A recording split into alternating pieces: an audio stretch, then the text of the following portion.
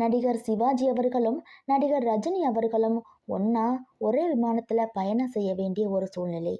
அது அண்ணாமலை படம் ரிலீஸ் ஆகியிருந்த நேரம். கோயம்புத்தூரில் நடைபெற்றிருந்த ஒரு முக்கியமான நிகழ்ச்சியில் கலந்துக்கிறதுக்காக 2 பேரும் சேர்ந்து வந்திருந்தாங்க.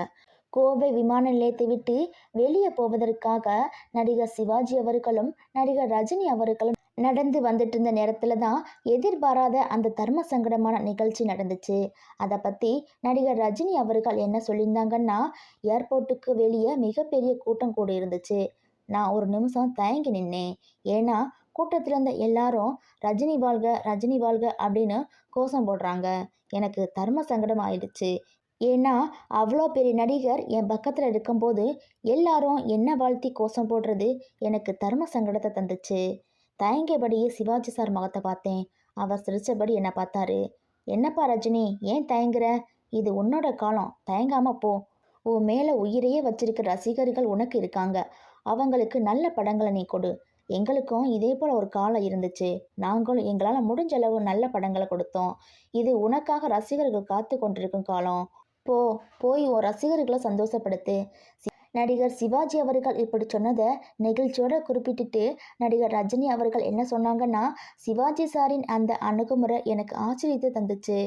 காலத்தின் சக்தியை அது கொடுக்கும் தீர்ப்பை எவ்வளவு பணிவோடும் பெருந்தன்மையோடும் ஏற்றுக்கொள்கிறாங்க. அதனால தான் அவர் நீண்ட நெடுங்காலம் திரையுலகில் நீடிச்சு நின்றுருக்கிறாங்க. நிறைய வெற்றி படங்களை கொடுத்துருக்குறாங்க. இதை தொடர்ந்து நடிகர் ரஜினி அவர்கள் என்ன சொன்னாங்க அப்படின்னா, அதுக்கு சில வருடங்கள் கழித்து அதே கோயம்புத்தூர் ஏர்போர்ட்டில் வேறு ஒரு நிகழ்ச்சிக்காக நான் அங்கே போயிருந்தேன். விமானத்திலேருந்து இறங்கி வெளியே வர இருந்த என்ன என் கூட வந்தவங்க தடுத்து நிறுத்தினாங்க. என்னன்னு கேட்டேன். ஒரு முக்கியமான நடிகரின் பெயரை சொல்லி அவர் வந்துக்கிட்டு இருக்காரு. அவரை எதிர்பார்த்து நிறைய ரசிகர்கள் ஏர்போர்ட்டுக்கு வெளியே கூட்டமாக காத்துட்டு இருக்காங்க. அவங்க போகட்டும், அதுக்கு பிறகு நீங்கள் வாங்க அப்படின்னு சொன்னாங்க. இதை சொல்லிட்டு நடிகர் ரஜினி அவர்கள் என்ன சொன்னாங்க அப்படின்னா, எனக்கு சிவாஜி சார் சொன்னது ஞாபகத்துக்கு வந்துச்சு. அன்னைக்கு எனக்கு ஒரு காலம் இருந்ததை போல இப்போ இன்னொருத்தருக்கு அந்த காலம் வந்திருக்கு.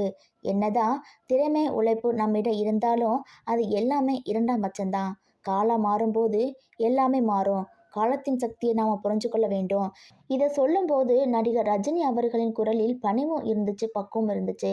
நடிகர் சிவாஜி அவர்கள் குரலில் இருந்த அதே பக்குவம். ஆம், காலம் என்பது இந்த பிரபஞ்சத்தின் ஒரு மாபெரும் சக்தி. காலத்தை நாம் மதிச்சா காலம் நம்மளை மதிக்கும். நடிகர் சிவாஜி அவர்கள் காலத்தை மதிச்சாங்க.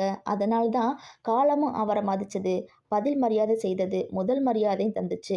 அவரோட கடைசி காலத்தில் முதல் மரியாதை, தேவர் மகன், படையப்பா போன்ற படங்கள் அவருக்கு கிடைச்சிச்சு. இந்த அருமையான படங்களை காலம் நடிகர் சிவாஜி அவர்களுக்கு கொடுத்ததால் தான் இன்றைக்கும் இளைய தலைமுறையினர் கூட நடிகர் சிவாஜி அவர்களை புகழ்ந்து கொண்டிருக்கிறார்கள்.